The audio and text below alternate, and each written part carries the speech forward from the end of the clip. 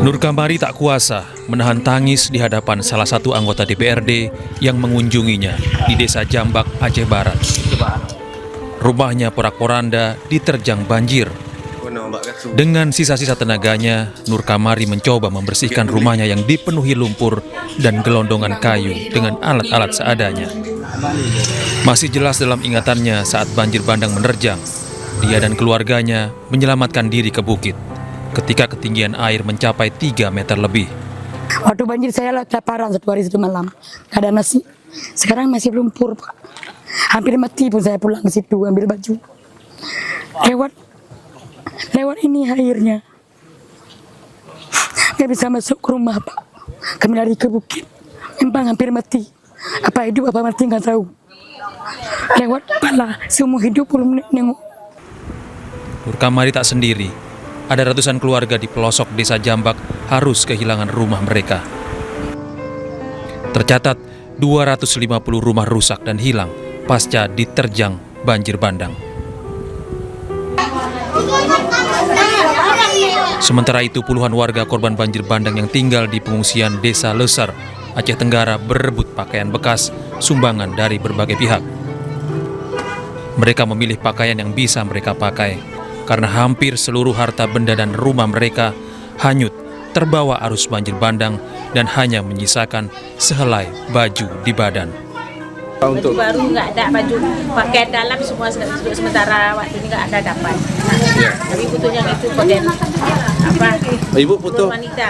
Ya, untuk keperluan wanita. Ya. Jadi yang baju yang banyak ini baju apa aja ini? Baju gamis, anak-anak.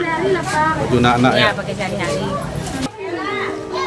Juliani dan warga lainnya berharap selain pakaian harian, ada bantuan seragam dan keperluan sekolah layak pakai untuk anak-anak mereka. Dari Kabupaten Aceh Tenggara dan Aceh Barat, Media Arjuna, Afsah, iNews melaporkan. Pemirsa, Gubernur Aceh Muzakir Manaf tak kuasa menahan kesedihan saat menceritakan kondisi Aceh usai diterjang banjir dan longsor. Kalau kita bergantung pada manusia, kita kecewa. Tapi kalau kita bergantung kepada Allah, ya kita terima semua apa adanya gitu. Kita akan terima apa adanya.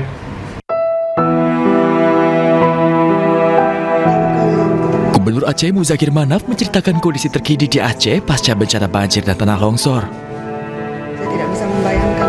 Dirinya pun tak kuasa menahan tangis saat menceritakan kondisi terkini Aceh. Dirinya pun tak mempersoalkan terkait status bencana nasional yang tidak ditetapkan oleh pemerintah pusat dan memilih fokus pada penyaluran bantuan bagi warga Aceh yang terdampak dan masih terisolir. Semoga bantuan dapat apa ada di Aceh, dapat orang tolong ke Aceh. Seperti itu.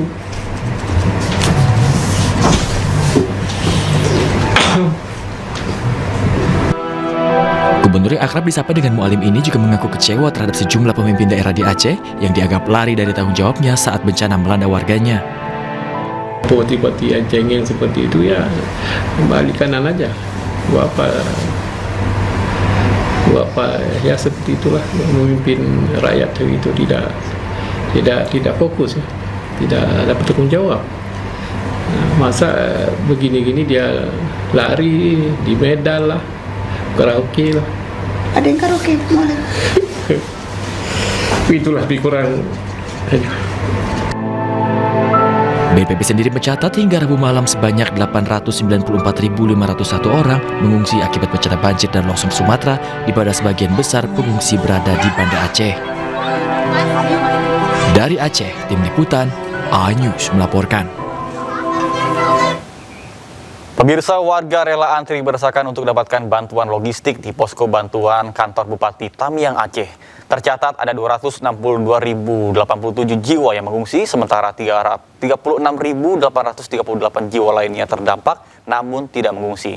Dan berikut laporan langsung rekan jurnalis Anissa Rizkia bersama dengan juru kamera Rama Romadona.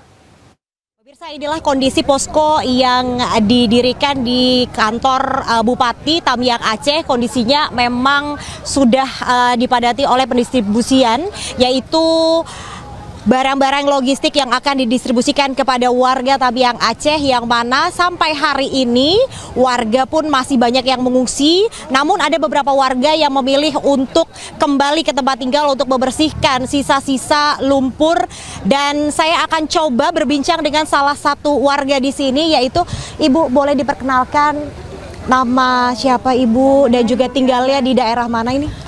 Saya Yuli Ananda, tinggalnya di Desa Senebok Cantik, Kecamatan Manyak Pahit. Ya, bisa diceritakan sedikit Bu mengenai apa dampak yang saat ini Ibu rasakan? Ya, dampaknya ya seperti dari pangan kami mudah untuk dapatkan karena nggak ada lagi, maksudnya kedai-kedai yang terbuka gitu untuk kami beli pangan. Kami kalau mau beli makanan harus ke Langsa dengan bensin yang cukup susah didapatkan, dengan harus mengantri, ya kan, dengan rumah yang nggak tahulah lumpurnya kayak mana. Habis itu dampak lagi anak-anak kami yang belum bisa sekolah karena sekolahnya masih berantakan. Di alat-alat sekolah pun udah banyak yang hancur, Bu. Nggak tahu bilang lah. Maksudnya untuk anak-anak aja, anak-anak Aceh sekarang sangat berduka rasanya. Makanya ada bantuan kayak gini disalurkan ke kampung-kampung. Alhamdulillah Bu bantuannya. Terakhir Ibu, apa keinginan Ibu? Mungkin ada bantuan yang sangat dibutuhkan oleh warga Tamiang Aceh, terutama Ibu dan keluarga nih Bu. Kami yang sangat butuh bantuan sekali pangan, karena beras sewaktu banjir, beras kami, padi kami tidak ada yang bisa diselamatkan. Padi di dalam sawah pun kami tidak bisa kami ambil lagi. Untuk pangan sangat butuh. Apalagi di dalam sana, bukan mungkin agak susah untuk untuk dapat lah gitu ya kan, keluar gitu ya kan itu. Baik Ibu, sekali lagi tentunya dengan berat hati kami juga sangat merasakan kesedihan yang Ibu beserta warga Tamiang Aceh rasakan hingga hari ini. Kami juga berharap semoga pemerintah segera memberikan bantuan dan juga bisa segera mendirikan sekolah yang tadi Ibu juga katakan bahwa seluruh sekolah yang ada di Tamiang Aceh ini terdampak dari banjir dan juga longsor, sehingga anak-anak di sini masih bersekolah di tenda darurat yang didirikan oleh pemerintah setempat. Dan selain itu juga memang pemirsa, kalau dilihat di layar televisi Anda, Rama Romadona juga akan memperlihatkan ini merupakan warga yang sedang mengantri begitu ya untuk mendapatkan bantuan. Mereka sangat membutuhkan sekali bantuan logistik, terutama obat-obatan dan juga kebutuhan bayi serta kebutuhan untuk para wanita. Selain itu juga akses jalan yang saat ini masih menjadi salah satu faktor begitu yang harus segera diberikan solusi kepada pemerintah untuk bisa membuka akses jalan kembali untuk bisa dilalui oleh warga yang ada di Tamiang Aceh. Semoga kita berharap segera pulih Tamiang Aceh dan juga selain itu juga wilayah Sumatera Barat dan juga Sumatera Utara. Dari Tamiang Aceh, Adisa Rizkia, Rama Romadona, iNews melaporkan. Pemirsa, banjir bandang kembali terjang kawasan Batu Busuak, Kecamatan Pauh, Kota Padang, Sumatera Barat. Luapan Sungai Batang Kuranji merendam pemukiman warga hingga memutuskan akses jalan menuju lokasi.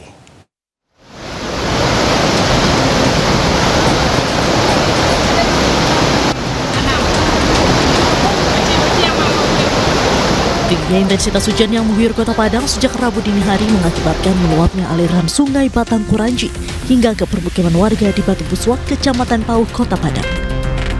Banjir juga memutuskan satu-satunya akses jalan menuju lokasi permukiman warga tersebut. Satu-satu, yuk. Lewat dulu, ada itu, lewat dulu dia. Sejumlah warga yang terjebak derasnya banjir terpaksa dievakuasi oleh petugas ke tempat yang lebih aman.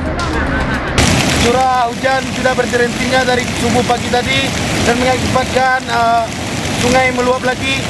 Nah, di sana, di sebelah sana, di seberang sana kita lihat ada warga yang butuh diungsikan karena jalan yang biasa ditempuh itu sudah putus.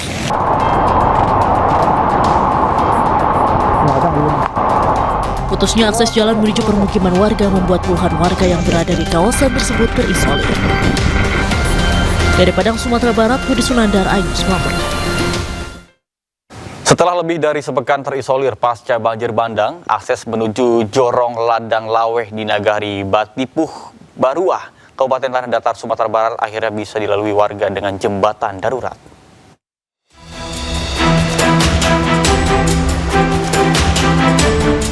Lebih dari sepekan, Jorong Ladang Laweh Nagari Batipuh, Baruah, Kecamatan Batipuh, Kabupaten Tanah Datar, Sumatera Barat terisolir pasca banjir bandang. Lantaran satu-satunya akses jalan dan jembatan menuju dusun terputus. Kini, akses menuju Ladang Laweh dapat terbuka kembali. Warga bersama TNI Polri bergotong royong membangun jembatan darurat dari batang pohon kelapa dan pohon pinang, sehingga jalur ini bisa dilalui sementara. Selama terisolir, pendistribusian bantuan dilakukan dengan menggunakan tali yang dibentangkan melintasi sungai untuk mengirimkan logistik kepada warga. Tanggal 7 Desember itu masih dilaporkan oleh pemerintah Nagari ke kami, Nagari Batipuh Baruah, bahwa ada satu daerah dusun yang masih terisolir. Dan alhamdulillah hari ini kami memastikan turun ke lapangan, gotong royong, tentu bersama Dandim, bersama Kapolres, Brimob dan Camat Wali Nagari, warga dan juga relawan-relawan Satgas itu mengerjakan jembatan darurat sementara memakai pohon kelapa dan juga pohon pinang. Dan alhamdulillah itu sudah bisa dilewati untuk pejalan kaki. Warga berharap pembangunan jembatan permanen dapat segera dilakukan mengingat jalur ini merupakan satu-satunya akses penghubung ke desa lain. Dari Tanah Datar, Sumatera Barat, Agung Sulistyo, iNews melaporkan. Pemirsa, banjir bandang di Sumatera Utara merusak 12 ruas jalan dan 4 jembatan nasional. Pemerintah mempercepat penanganan agar akses transportasi kembali normal. Dampak banjir bandang di beberapa wilayah Sumatera Utara memutus akses transportasi di sejumlah koridor utama.